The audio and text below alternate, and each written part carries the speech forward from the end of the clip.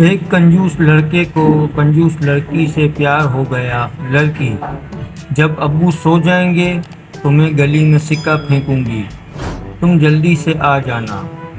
لڑکا سکہ پھینکنے کے 1 گھنٹے بعد آیا۔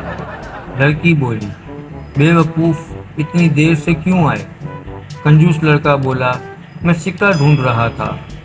کنجوس لڑکی بولی: پاگل، وہ میں نے دھاگا باندھ کر پھینکا تھا، واپس کھینچ لیا تھا۔ ماہر نفسیات اپنے ایک دماغی مریض سے: مبارک ہو، آپ کا علاج مکمل ہو چکا ہے اور اب آپ بالکل ٹھیک ہو گئے ہیں۔ دماغی مریض: کیا فائدہ آپ کے علاج کا؟ الٹا مجھے آپ کے علاج سے کافی نقصان اٹھانا پڑا ہے۔ ماہر نفسیات: وہ کیسے؟ دماغی مریض: آج سے پہلے میں فرانس کا بادشاہ تھا اور اب صرف ایک عام آدمی۔